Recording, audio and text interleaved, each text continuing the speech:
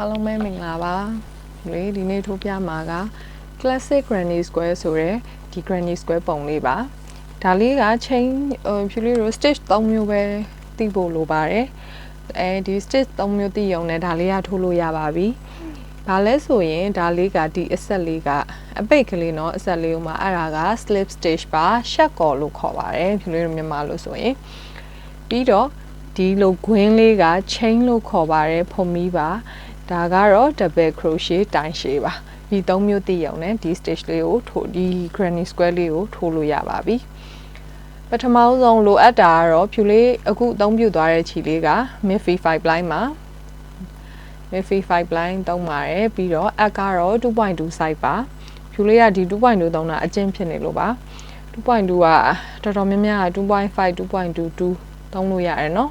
ဒါကအစိုက်3မျိုးသုံးလို့တင်တော်တဲ့အစိုက်3မျိုးကိုဖြူလေးပြထားရတာပါ2နဲ့လည်းသုံးလို့ရပါတယ် 2.2 နဲ့လည်းသုံးလို့ရပါတယ် 2.5 နဲ့လည်းသုံးလို့ရပါတယ်တချို့ကအယုတ်ကလေးတွေထိုးတဲ့လူတွေက 1.8 ပါသုံးလို့ရပါတယ်เนาะဒါကသုံးလို့ရတဲ့အစိုက်လေးတွေနမူနာပြတာပါအခု 2.2 နဲ့ထိုးပြပါမယ်ပြီးတော့ချုပ်အပ်လိုပါတယ်အစတက်ဖို့ပါအစသိမ်းဖို့ပါပြီးတော့ကက်ကြီးလေးလိုပါတယ်လောလောဆယ်တော့ဒီ stitch 3ခုပဲသိဖို့လိုတယ်เนาะဒီ pattern လေးကိုပထမဆုံး pattern လေးကိုအရင်ရှင်းပြမယ်เนาะဒါက pattern လေးကြည့်ပြီးလွယ်တကူလိုက်ထိုးတတ်ဖို့ပါအရင်ဆုံးဒီမှာကသူက magic ring လို့မပေးထားဘူးဒီမှာ green လေးတွေ3ခုဆက်ပြထားပါတယ်အဲ့တော့သူက chain 3ခုလိုတာပါဖုံမီ3ခုအရင်ထိုးရပါမယ်เนาะ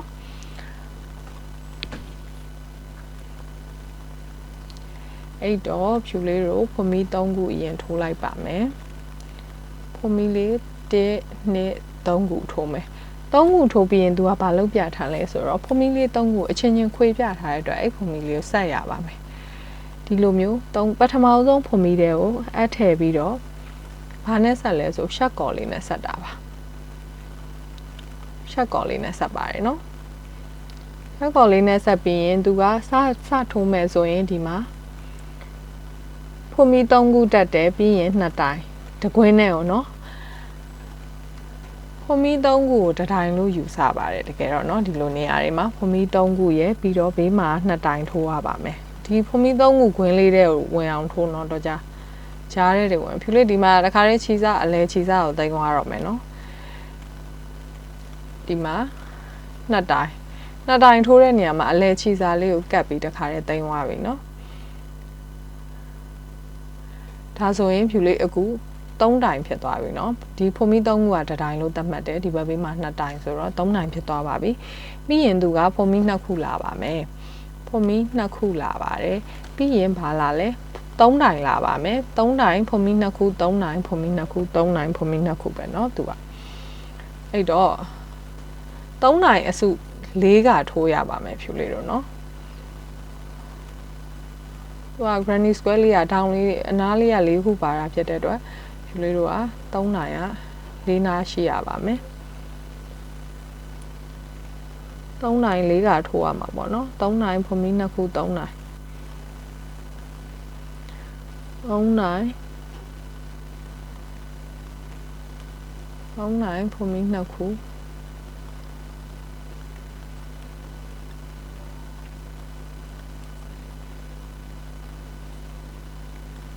3နိုင်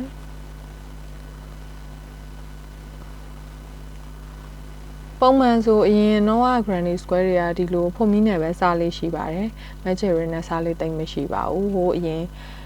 ဂျပန် crochet တွေစားတော့ကဒီလိုဖုံမီနဲ့ပဲစားကြတယ်ပေါ့နော်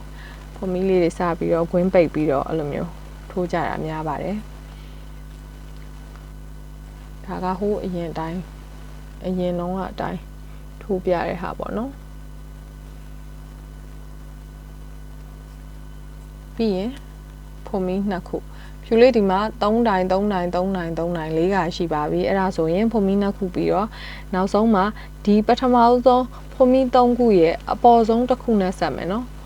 ဖုံမီ3ခုမှာဖြူလေးအပေါ်ဆုံးခွင်းနဲ့ဆက်လိုက်ပါမယ်ပေါ်ဆုံးခွင်းကိုရှက်ကော်လေးနဲ့ဆက်ပါမယ်ဖုံမီ2ခုပြီးရင်เนาะအဲ့ဒါဆိုရင်ဒါလေးတွေကနည်းနည်းစီပြန်ရွှေ့ရမယ်ဒီမို့ဆိုထောက်နေ ဖွန်မီနဲ့ဆိုအဲ့ဆိုဒီလိုလေးဖြစ်သွားမယ်နော်ပြီးရင်နောက်တစ် round တက်ပြီဆိုရင်ဖြူလေးတို့ကနောက်တစ် round ကို तू ကဒီဘက်ကိုရှက်ကော်နဲ့လည်းမသွားထားဘူးသူ့ pattern အတိုင်းဆိုရင်ဖြူလေးကဒီမှာဖွန်မီ3ခုတက်ရမယ်ပြီးရင်ဖွန်မီ1ခုထိုးရမယ်အဲ့တော့ဖြူလေးအားလုံးပေါင်းဖွန်မီ4ခုထိုးပါမယ်1 2 3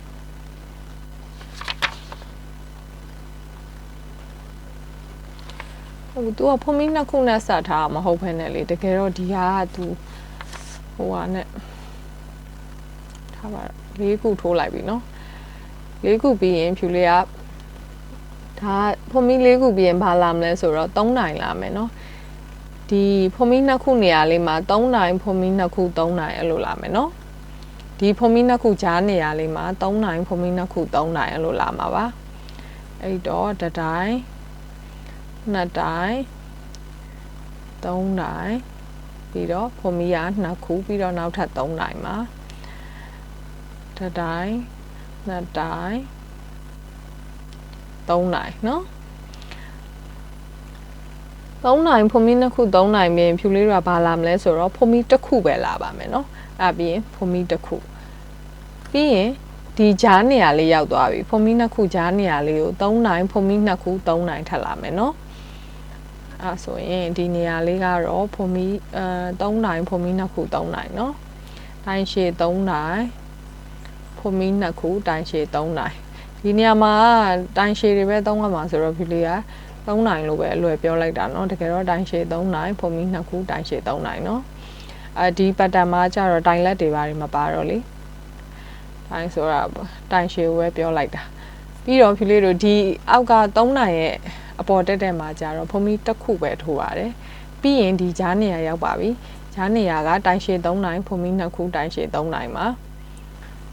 တိုင်းရှည်3နိုင်ဖွန်မီ2ခုတိုင်းရှည်3နိုင်เนาะဖွန်မီ2ခုတိုင်းရှည်3နိုင်သုံးပါတယ်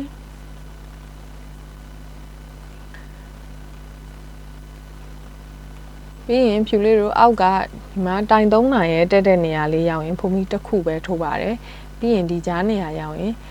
တိုင်းရှည်3နိုင်ဖွန်မီ2ခုတိုင်းရှည်3နိုင်ထိုးရမှာဖြစ်ပေမဲ့ဒီမှာတတိုင်းစာဖြူလေးတို့ကဖွန်မီ3ခုတက်ထားပြီးသားဆိုတော့pattern နဲ့ပြလိုက်မယ်နော်အဲ့တော့ဖြူလေးတို့ကဒီနေရာလေးရောက်နေပြီဆိုတော့တိုင်းရှည်3နိုင်ဖွန်မီ2ခုတိုင်းရှည်2တိုင်းပဲထိုးရတော့မှာဒီမှာဖွန်မီ1ခုကတတိုင်းစာတက်ပြီးသားဆိုတော့အဲ့တော့ဖြူလေးတို့တိုင်းရှည်3နိုင်ထိုးလိုက်ပါမယ်တိုင်းရှည်3နိုင်ဖွန်မီက2ခုနောက်ထပ်တိုင်းရှည်3နိုင်နေရာမှာ2တိုင်းပဲထိုးမယ်နော်တတိုင်းကထိုးပြီးသားဆိုတော့ဒီမှာတတိုင်းစာထိုးပြီးသားဆိုတော့ဖြူလေးတို့2တိုင်းပဲထိုးလိုက်ပါမယ်တိုင်းရှည်2တိုင်းမှာ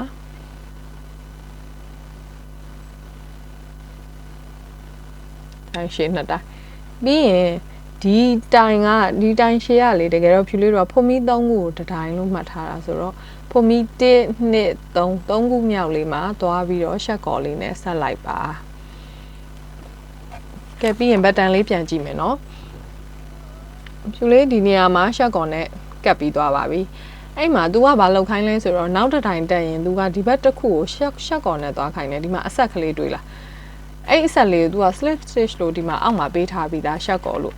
အဲ့တော့ဖြူလေးတို့ကဒီအဆက်ကလေးကိုရှက်ကော်နဲ့သွားပါမယ်ရှက်ကော်ကဒီနေရာလေးเนาะဒီခွင်းကိုဒီတိုင်းပဲဝင်လိုက်ပြီးတော့ဖြူလေးရှက်ကော်လေးလှုပ်လိုက်တာပါရှက်ကော်ထိုးနီး tutorial ရှိပါတယ်မသိရင်အဲ့မှာပြန်ကြည့်ပေးပါရှက်ကော်လေးတစ်ခုထိုးပြီးရင် तू ကအဲ့တစ်ခုဒီမှာဖွန်မီနေရာလေးကို तू ရှက်ကော်လေးနဲ့လာလိုက်တဲ့သဘောပဲအဲ့ဒါပြီးရင် तू ကဖွန်မီ3ခုတက်ပါမယ်ပြီးရင်2တိုင်းတက်ပါမယ်เนาะအဲ့မှာဖွန်မီက3ခုပါတိုင်းရှည်က2တိုင်းမှာတိုင်းရှည်2တိုင်းတက်မယ်တိုင်းရှည်2တိုင်းတက်မယ်ဆိုတော့ဖြူလေးတို့ကဒီနားထိရောက်သွားပြီเนาะဒီနားပြီးရင်ဒီမှာဖွန်မီတစ်ခုထိုးပါမယ်ဖွန်မီတစ်ခုပြီးရင်ဒီဖွန်မီ2ခုနေရာလေးမှာတိုင်းရှည်3တိုင်းဖွန်မီ2ခုတိုင်းရှည်3တိုင်းခုနလိုပဲเนาะဒီဂျားလေးကိုရောက်ပါပြီဂျားလေးမှာတိုင်းရှည်3တိုင်းဖွန်မီ2ခုတိုင်းရှည်3တိုင်းအဲ့လိုလေးပဲထိုးပါမယ်တိုင်းရှည်3တိုင်း တိုင်းရှည်က3နိုင်ဖွန်မီက2ခုနောက်ထပ်တိုင်းရှည်က3နိုင်ပါအဲ့လိုလေးပဲထိုးမယ်နော်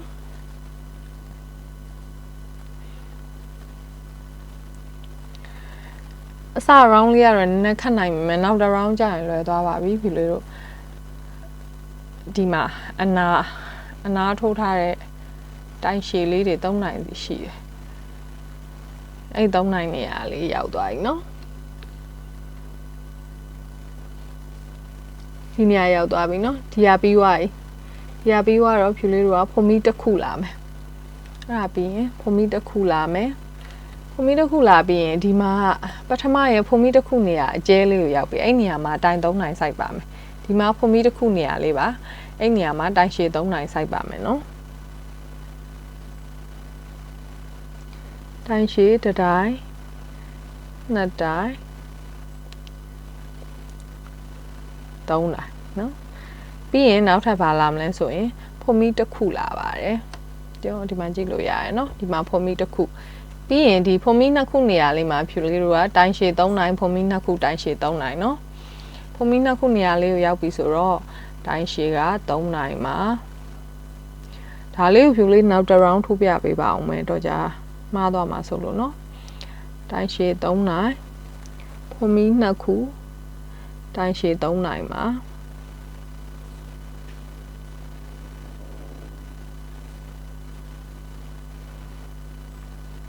ပြီးရင်ဒီ3နိုင်နေရာလေးတွေဆိုရင်ဖြူလေးတို့ကဖွန်မီတစ်ခုထိုးပါတယ်ပြီးရင်ဒီမှာဖွန်မီတစ်ခုနေရာဆိုရင်3နိုင်ပြန်ထိုးမယ်အဲ့လိုမျိုးပြောင်းပြန်နေထိုးသွားမှာဒါလေးတွေကအောက်တစ်ဆင့်နဲ့ပြောင်းပြန်ထိုးတာပေါ့နော် round အခု round 2မှာဖွန်မီတစ်ခုဆိုရင်အပေါ်မှာ round 3မှာတိုင်းရှည်3နိုင်ကဲပြီးရင်ဖြူလေးတို့ကဒီမှာ3ခုနေရာလေးရောက်ပြီဒီမှာတိုင်းရှည်3နိုင်ထိုးထားတဲ့နေရာဆိုဒီ round မှာအပေါ်မှာဖွန်မီတစ်ခုထိုးမယ်ဒီမှာဖွန်မီ2ခုနေရာရောက်ရင်တိုင်းရှည်3နိုင်ဖွန်မီ2ခုတိုင်းရှည်3နိုင်အဲ့ဒါပဲထိုးမှာเนาะဒါကတော့ပုံသေးပဲဘယ် round တက်တရားဒီပုံတိုင်းသွားမှာဆိုတော့တိုင်းရှည်3နိုင်ဖွန်မီ2ခုနောက်ထပ်တိုင်းရှည်3နိုင်မှာ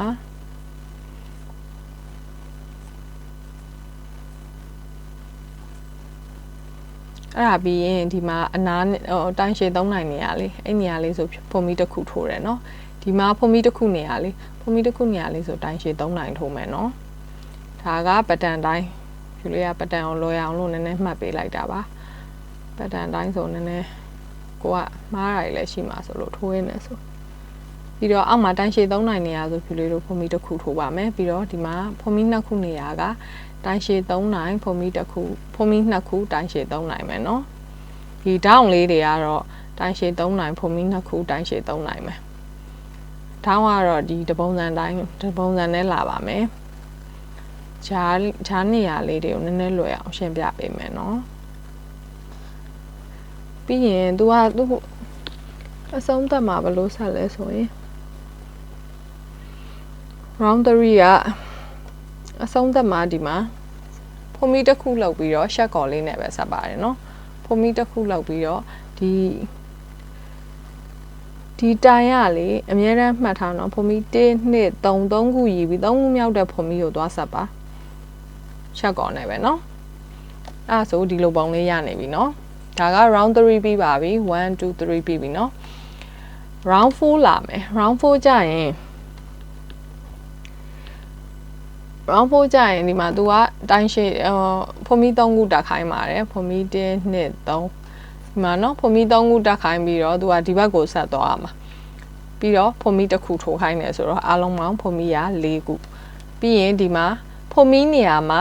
တိုင်3နိုင်နေရာမှာဖွန်မီအဲ့လိုလေးထိုးသွားမှာเนาะဒေါင်းနေရတော့တိုင်3နိုင်ဖွန်မီ2ခုတိုင်3နိုင်အဲ့လိုမျိုးလာမယ်ဒီမှာကြည့်အောက်ကဖွန်မီ3တိုင်3နိုင်နေရာမှာဒီမှာအပေါ်မှာဖွန်မီထိုးမယ်ဒီမှာဖွန်မီနေရာမှာတိုင်3နိုင်အဲ့လိုပြောင်းပြန်လေးထိုးသွားရမှာเนาะအဲ့တော့ဖြူလေးတို့ဒီနေရာဖွန်မီထိုးပြီးပြီဆိုတော့ဒီဖွန်မီနေရာမှာတိုင်3နိုင်လာပါမယ်တိုင်ရှည်3နိုင်เนาะဒီမှာတိုင်ရှည်3နိုင်ပြီးရင်ဒီအောက်ကတိုင်းရှည်3နိုင်နေရာမှာဖွန်မီတစ်ခုလာမယ်เนาะပြီးတော့အောက်ကဖွန်မီ2ခုနေရာမှာကတိုင်းရှည်3နိုင်ဖွန်မီ2ခုတိုင်းရှည်3နိုင်အဲ့လိုလာမှာ